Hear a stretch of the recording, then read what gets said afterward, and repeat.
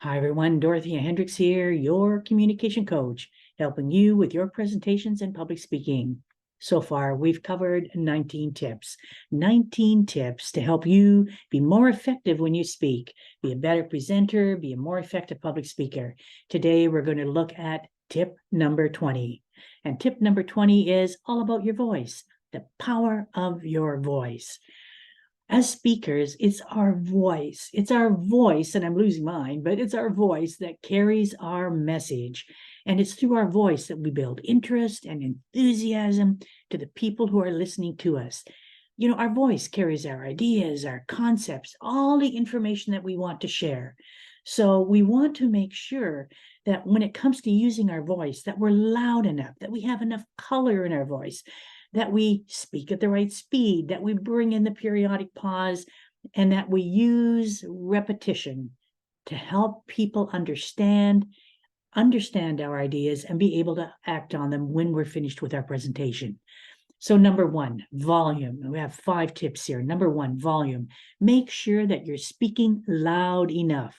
Sometimes because we're speaking on Zoom or we're speaking to a camera, we can't really feel the other people, the presence of the other people. We tend to not speak loud enough, and there'll be people on the other end who have to strain to hear us. Give volume, belt it out there. Don't shout, but make sure that you've got volume when you're speaking through that camera. Number two, vocal variety. Have color. Our voices are marvelous instruments. We can go high, we can go low, we can add a certain dynamic. When I say sunny day or rainy day, whatever it is, I can add a tremendous amount of emotion and color and bring that into what I'm saying, into the words that I'm speaking. Doesn't matter what you're talking about, whether it's serious, and most of the time in a work environment, we're talking about the bottom line. We're talking about something that's very serious and affects a lot of people. So we want to make sure that we can still add color in there. So for example, if I say, there are many issues here, but the most important is, probably to add a different dynamic, I could say, there are many issues here, but the most important is. So I've used a pause in here, but I've also added a bit of dynamic through the variety in my voice, changing my voice around. Or I might be able to say, this is critical to the care of these people. This is critical to the care of these people. So I'm leaving this on an upward swing at the end, moving up to add like it's a question mark. Let's give this some thought. And so another one might be, we're going to look at 3 major points here. We're going to look at 3 major points here. We're going to look at 3 major points.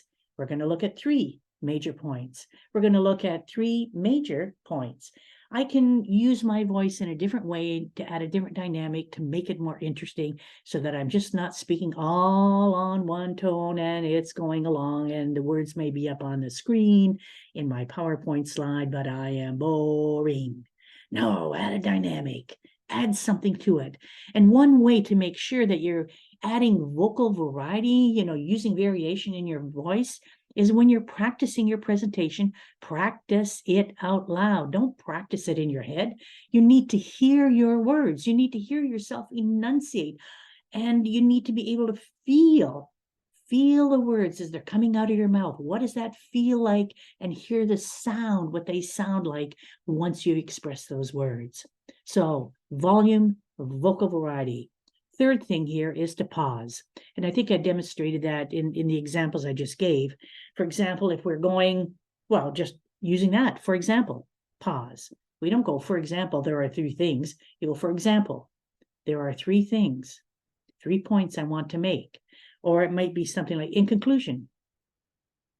And then you go on with your conclusion. So anytime we're giving a list of something, we want to pause. And you might want to pause between the different items on the list. So there are 3 areas that we're going to be looking at today. The first one is civic duty. The second one is family duty. And the third one is duty to your country. I don't know where that came from, but nevertheless, that's my example right now. Or it could be, we're going to be discussing, what you can eat for lunch. the first item you might want to have for lunch is a sandwich. Or the second item you may want to have is soup. Or the third item you may want to have is a salad. So there are 3 different choices for you to decide what you want to have for lunch. Those are just examples. They might be silly examples, but it gives you the idea that we're using variety, we've got volume, and we've incorporated the pause. The pace, which is number 4, is your speed. We don't want to speak. When we're speaking to a person, usually what we do is we vary our pace. I might be excited about something, I speed up. I might be thinking about something, I slow down. I might give a big pause if I really have to stop and think about something. So we want to make sure that when we're speaking, we vary the pacing. So, hi, everybody. Glad you could make it here today. We're going to be covering 3 important topics when it comes to retirement.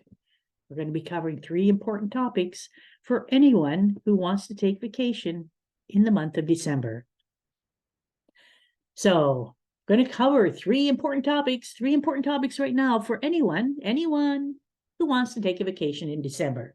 So we can change that around, and when you change it around again, whether you go fast or slow, what it does is it grabs the attention of the listener, but each time you change the pace, it will grab it in a different way. The last one that I'm looking at here is repetition, which probably has less to do with voice, but I've included it in some of the other tips, and I'll include it here again. Repetition is key because it's one way to reinforce our message. So we've used our voice, we've had the volume, we've had the vocal variety, we've made sure we've incorporated a pause, we've made sure that we've varied our pace. Sometimes we speed up, we slow down. Repetition comes in now, and now when we're repeating a certain phrase or a certain comment or a certain point that we really want to reinforce, we want to emphasize, we can actually change the dynamic of how we present it. If we did it slower earlier, we can do it faster now, or do it slower now if we did it faster before. Using our voice to our advantage is really important when you're speaking. Don't underestimate.